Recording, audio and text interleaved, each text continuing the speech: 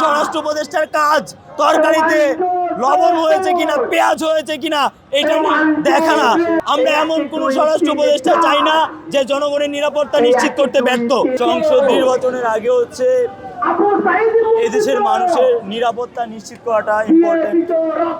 নির্বাচনের জন্যই আমরা এতদিন এদেশে গণতন্ত্র ছিল না, কোনো নির্বাচন ছিল না, যে হাসিনা হচ্ছে নিজের জোরে ক্ষমতা বলে সে সবসময় ভোট চুরি করে নির্বাচিত হয়েছে। তো সেই জায়গা থেকে আমরা একটা সুন্দর এবং সুষ্ঠু নির্বাচন চাই, কিন্তু আমরা দেখেছি নির্বাচনের তফসিলের পরপরই হচ্ছে আমাদের সহযোদ্ধা হাদি ভাইকে গুলি করা হয়েছে এবং এটাকে আমরা গভীর ষড়যন্ত্র হিসেবেই দেখি।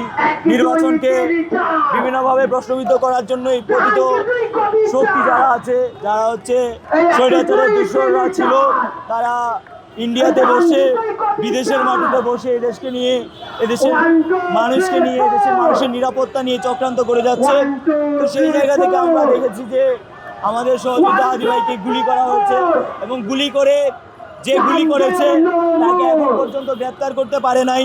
আমরা 24 ঘন্টা আলটিমেটাম দিয়েছিলাম, কিন্তু সেই 24 ঘন্টা আলটিমেটাম পার হয়ে যাওয়ার পরেও আমরা খুনির কোনো হদিশ পাই নাই এবং অনেকগুলো সূত্র থেকে আমরা জেনেছি যে খুনি নাকি ভারতে পালিয়ে গিয়েছে। তো সেই জায়গা থেকে আমরা প্রশ্ন রাখতে চাই, কিভাবে একজনকে খুন করে, ঢাকার শহরে খুন করে, ঢাকার শহর থেকে বের হয়ে ভারতে পালায় যায়, সেটা আমরা মনে করি যে কোনো না কোনোভাবে এটার সাথে গভীর ষড়যন্ত্র জড়িয়ে আছে এবং এখানে পরিষ্কারভাবেই স্বরাষ্ট্র উপদেষ্টার ব্যর্থতা ফুটে ওঠে। কারণ আমরা এর আগেও স্বরাষ্ট্র উপদেষ্টার ব্যাপারে অনেকগুলো বিষয় আমরা কনসার্ন দিয়েছিলাম, আমরা স্বরাষ্ট্র উপদেষ্টার বিষয়ে কথা বলেছি, কিন্তু স্বরাষ্ট্র উপদেষ্টার কোনো কার্যক্রমে আমাদের কাছে মনে হয় নাই যে সে রিগ্রেট ফিল করে বা তার সেই জায়গাগুলোতে ডেভেলপমেন্ট করেছে। এবং আমরা দেখেছি ডক্টর ইউনূস যে হচ্ছে প্রধান উপদেষ্টা, তিনি এই ব্যাপারে নিশ্চুপ থেকেছেন, যার ফলশ্রুতিতে আমরা আমাদের হাদি ভাইকে আজকে মৃত্যুর সঙ্গে পাঞ্জা লড়তে হচ্ছে। আমরা এই জায়গা থেকে পরিষ্কারভাবেই বলতে চাই যে আমাদের এই দেশের মানুষের নিরাপত্তা সংকট রয়েছে, এই স্বরাষ্ট্র উপদেষ্টা নিরাপত্তা দিতে ব্যর্থ হয়েছে এবং এই ব্যর্থতার দায় নিয়ে তাকে পদত্যাগ করতে হবে। কারণ আমরা এমন কোনো স্বরাষ্ট্র উপদেষ্টা চাই না যে জনগণের নিরাপত্তা নিশ্চিত করতে ব্যর্থ।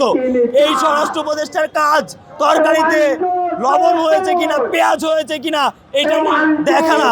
স্বরাষ্ট্র উপদেষ্টার কাজ দেশের মানুষের নিরাপত্তা নিশ্চিত করা, আমাদের হাদি ভাইদের মতো যারা বিপ্লবী রয়েছে প্রত্যেকের নিরাপত্তা নিশ্চিত করা, সন্ত্রাসীদের গ্রেপ্তার করা। কিন্তু আমরা দেখেছি তার বিপরীতে সন্ত্রাসীদেরকে হামলা করা, সন্ত্রাসীদেরকে জামিনে মুক্তি দিয়ে আমাদের ভাইদেরকে গুলি করানো হচ্ছে।